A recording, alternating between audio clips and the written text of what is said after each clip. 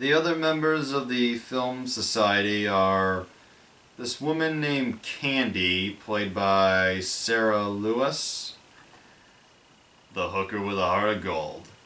And she doesn't do much, but something I noticed, all the actors playing the Film Society snobs, Sarah Lewis, Brian Irving, David Goebel, Ed Glazer, Brian Lewis, Alex Shyrock, Michelle Ferguson.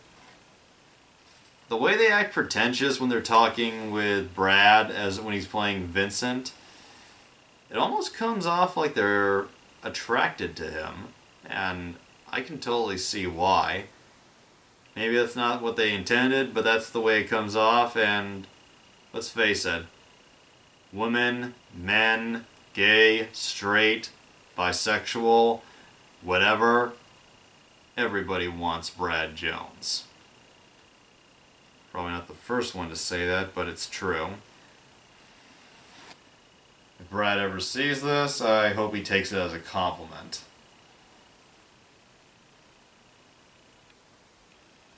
Sarah Lewis as the character Candy, she doesn't do a ton, and one of the few things about the Cinema Snob movie I didn't like was the resolution with her character. The resolution with her character it didn't go any fucking where. Yeah, her character arc starts out and comes off as kind of a horny woman who gets over-attached to the men in the Film Society Club, but the way they ended her arc, it just a big fucking letdown. Like, they had the character and then they decided to just give up on what to do with her. And Candy's husband is played by Brian Irving, who is pretty unrecognizable here in the Cinema Snob movie. Irving, as they call him on the midnight screening show, he's a pretty big man. He's still big here, but for virtually everything he's done, he's always had a beard. And here in the Cinema Snob movie, he is completely clean shaved. So it just not used to seeing that, and he looks pretty odd without a beard. And for those who have seen the midnight screening show, Irving is known as the racist joke guy of the cinemasnob.com for his many jokes about different races and incest and mentally retarded kids. See his review with Brian Lewis for Grown Ups 2, and if you can stomach what he says in the first 10 minutes, you might grow to like him. I love watching Brian Irving. Brian Irving he is so much fun. He was great in the movie Game Boys, where he played a blind guy who plays Atari. And here, he plays probably the most stuck-up snob in the group. And when they played the movie Sallow, Irving's character Derek, his reaction during the famous shitting scene is the best. He's sipping some alcohol, and then he just spits it out, and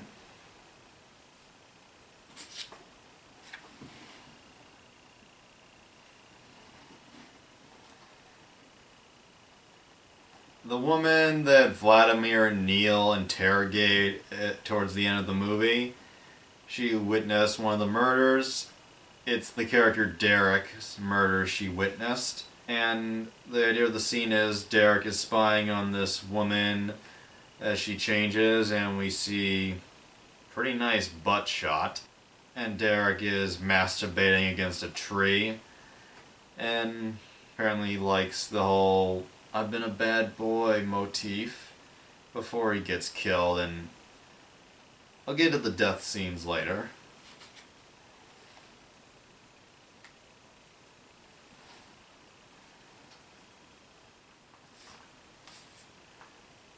The other main member in the group is Arch Keating, played by David Gobble. And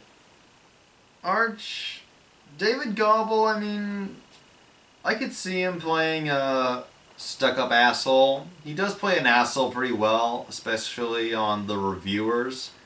But I think his hair's a little too long and he has a bit too scruffy of a look to look like a film snob, I think. Just my opinion, but Dave plays a good, perverted character.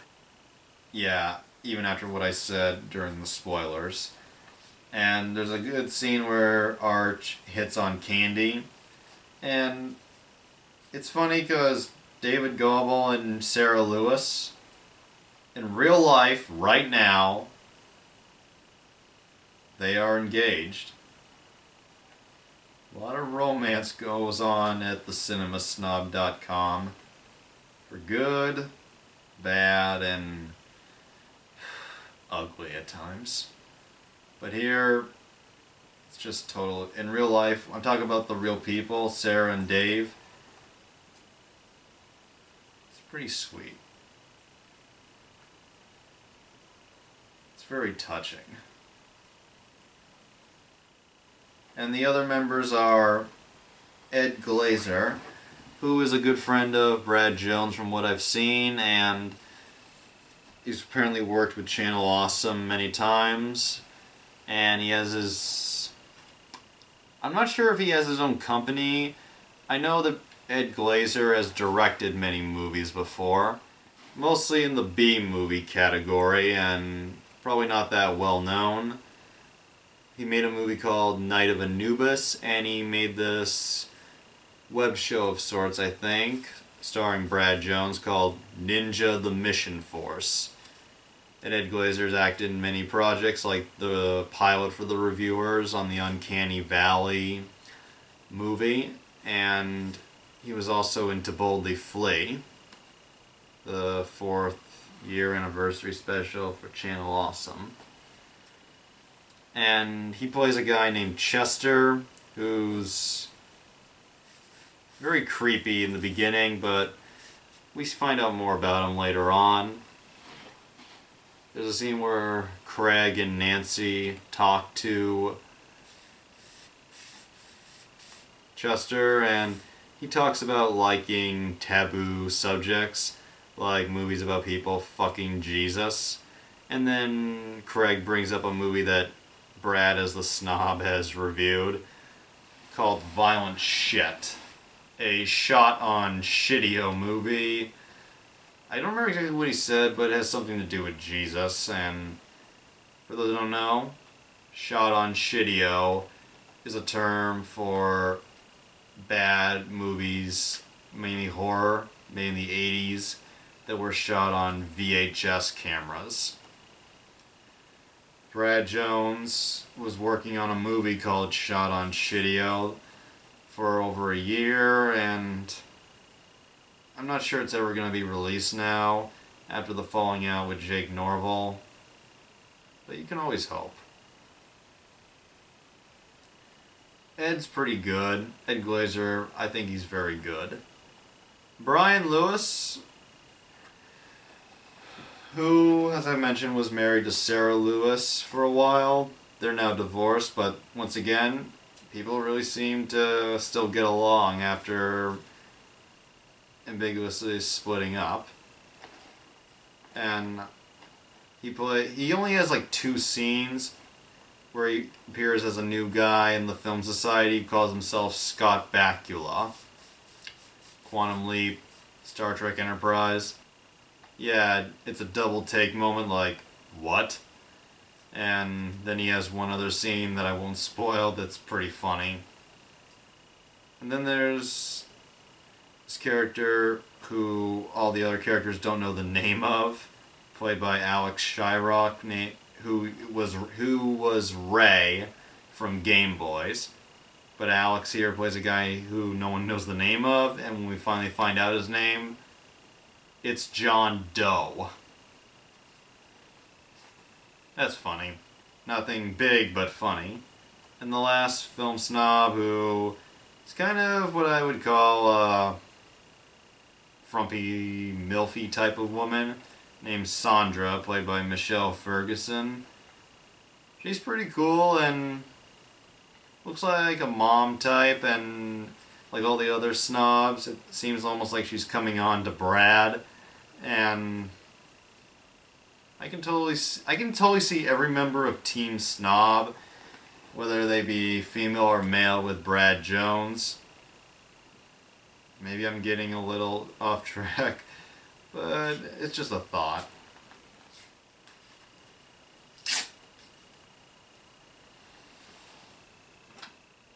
I have pretty much talked about every person in the cast of the Cinema Snob movie. The only person left is Zachary Lavoie, who plays a police detective investigating the serial killings.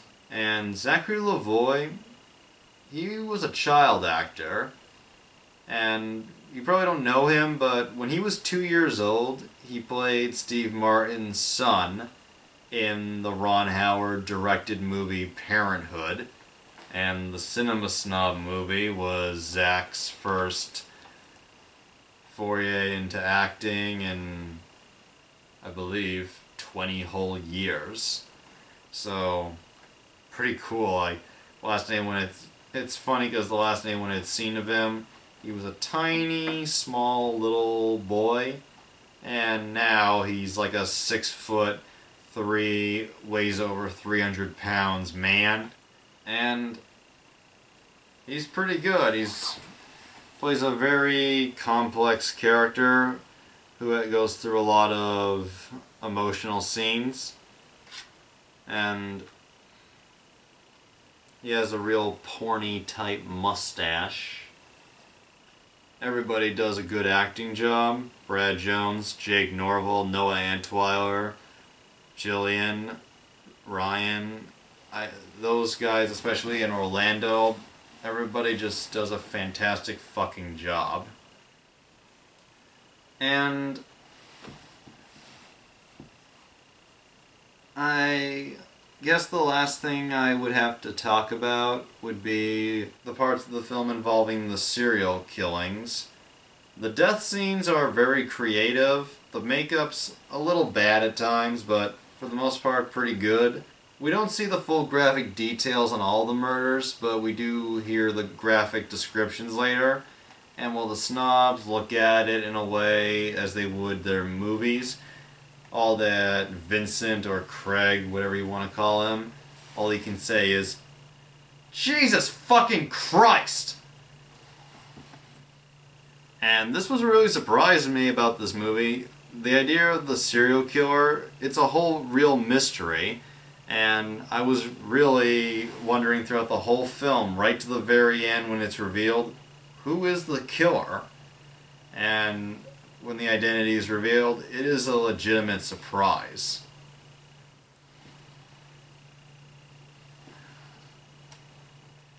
When we find out who the killer is, we see that it is the detective played by Zachary Lavoie. When we hear why he killed all the film snobs, it's a complex scene. Like, it has some absurdity, it's a little over the top, but it's also got some genuine emotion coming from him. And we find out that the detective, his father, was a exploitation filmmaker who was shamed by all the critics and killed himself. And Craig tries to talk down Lavoie, saying if you're going to be an exploitation filmmaker, you need thick skin. Which is true, and when I can relate to that.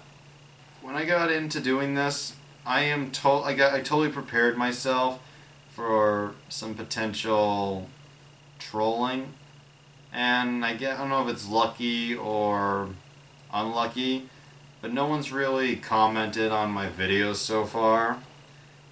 On my gay marriage legalized video, yeah, and that was a troll comment, but I don't look at it as a bad thing. Just some guy trying to go on a religious homophobic rant, And it comes off as so ridiculous. I'm not even sure it's a religious guy or someone just being an asshole for the sake of being an asshole. Probably that one.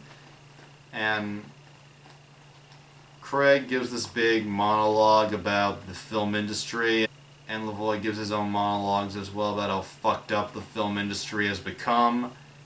And their dialogue is very... it has a very written feel to it, and maybe a little preachy, but I connect to it on a very personal level, and usually I don't care for movies or shows that go for a preachy agenda thing, but here it doesn't feel like agenda, it just feels like telling it like what it is, and there's something about the way they do these scenes that make it different, because I can tell when someone's being a bit preachy and trying to talk about something in real life, and they do it in a way that's not realistic at all. They're just trying to get their message out. But in the Cinema Snob movie, it works, and I don't see it as too pretentious or too cunt-ish as it's been in other things like right-wing Christian propaganda movies or liberal agenda shows like Law and Order Special Victims Unit. I'm a little mixed on my politics, but conservative or liberal, if it's preachy and has an agenda, I'm not interested, even if it's stuff I agree with. But here, this totally works because it connects to the movies and just hits so personal and means so much. It's just different. And I'm trying to explain the best way I can. But here, and it's hard to explain something sometimes, but what they say here, it's definitely not for some fucking agenda, cock and cunt bullshit. Maybe I'm cursing a bit, but I fucking mean it. I mean it.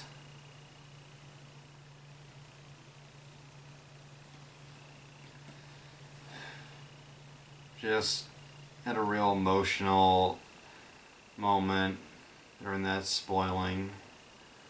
And there really isn't much more I can say, because I've pretty much expressed everything I love about the Cinema Snob movie, and in the end, I totally, fully, 100% recommend you see it. Okay, if you don't know the web series, I say check that out first, because otherwise the movie's going to be a bit confusing. But the last thing to mention is the music in this movie.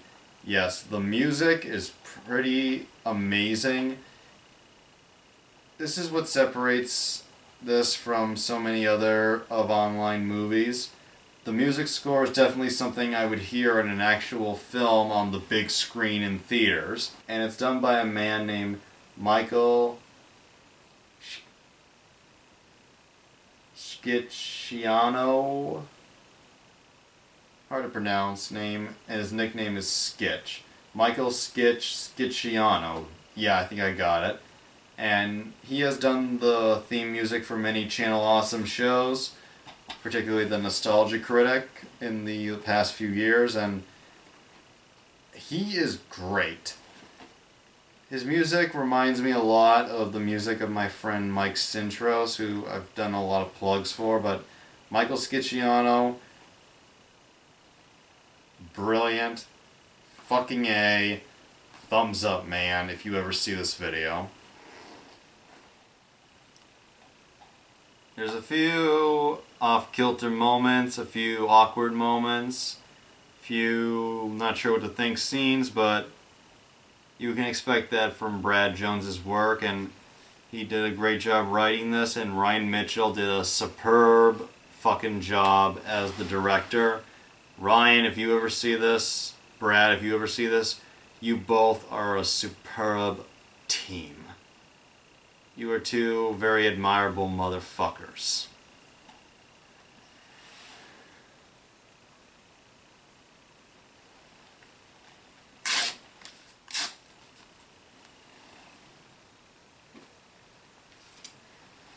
And before I leave, here's my last thing.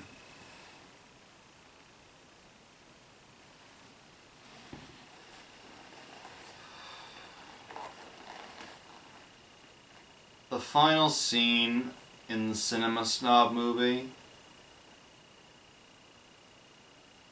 it is the perfect way to set up the web series. After Craig and Neil have solved the murders and figured out who the serial killer is, Craig finally says how he likes playing the snob and he'd like to continue it. And he doesn't say how he's going to do it, but he leaves the door open to figure it out. And you know he will eventually decide on the web show. And Nancy, who you can tell is going to be Craig's girlfriend, kind of similar to Jillian in real life at the time. The last thing she asks of him to do is get a shave. And this makes perfect sense because during the first 2 years that Brad Jones did the Cinema Snob, he did it completely clean shaved. I just think that is the perfect way to end the movie. And I will admit the ending of the movie is a bit abrupt, but it works here. If I had to give this movie a rating, I would give it 9.7 out of 10 stars. I know I'd had maybe 3 issues, but they're minor. I love the Cinema Snob movie. Rob Walker, as a joke, but Rob Walker, who always answers Garbage Pail Kids when asked what is the worst movie he's ever seen, as a joke answered Cinema Snob movie. Rob, I love you, I respect you, and you and your brother are awesome, but fuck you. I'm not serious. Just want to emphasize that, because some people are real sensitive.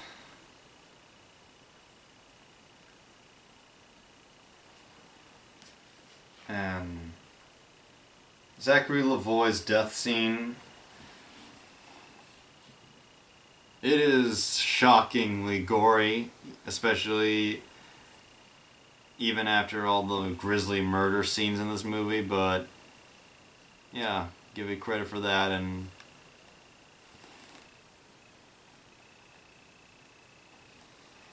this has just been a fucking wonderful time, and this will be my last review of a reviewer's work for a while. My plan is for next week to start reviewing a different horror film every week in October, and my plan is for there to be a special Halloween themed opening credits, and in the first week of November I'm planning to review the Atop the Fourth Wall movie. It will be the most recent movie that I've reviewed after it comes out next month. I hope it comes out next month. That's what Louis Lovehog says he's been planning on, and I think I might have mentioned this in the Angry Video Game Nerd movie review, but I donated about $24 to the Indiegogo campaign for Atop the Fourth Wall, the movie. So look forward to seeing a film that I took a part in making, so to speak, and one of the perks I chose next to getting an autograph picture from the whole cast, which includes Brad Jones, one of the perks I chose was being listed as a backer in the end credits, so I hope Lewis doesn't forget, and I look forward to seeing it and reviewing it.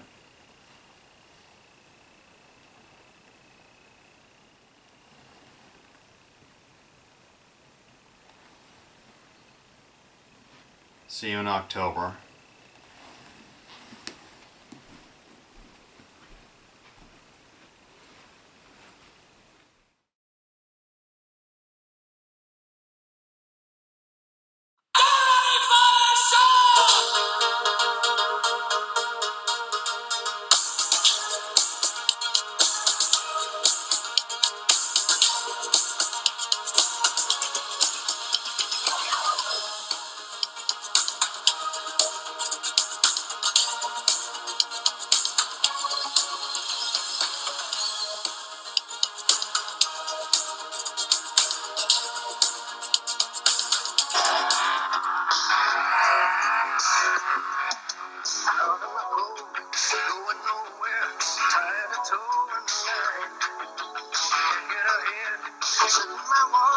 Somebody else's time. Some might call it a twist of fate, a lucky throw with the dice. All I know is we took the chance, landed in paradise. Goodbye, blues. Got no use for you. Goodbye, blues. Kicking off our shoes, taking them off and hanging them up and trying on something new. So hello, sunny skies.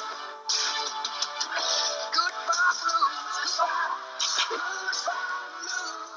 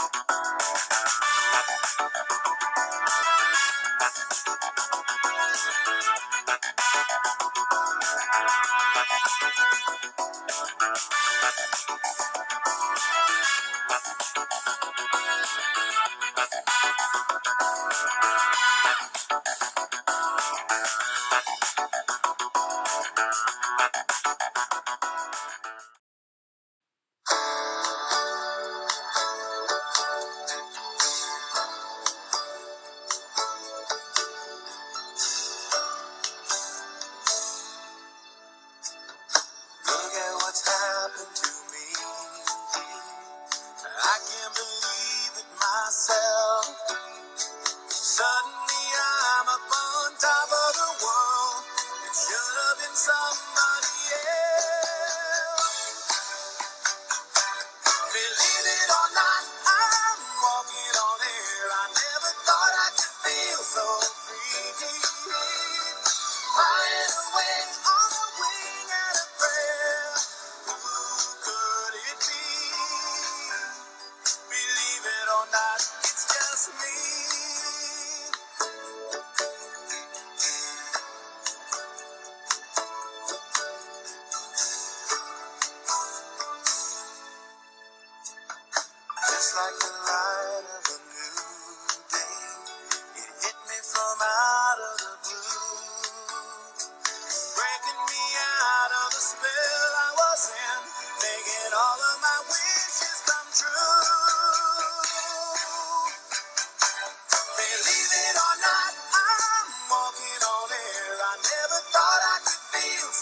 free.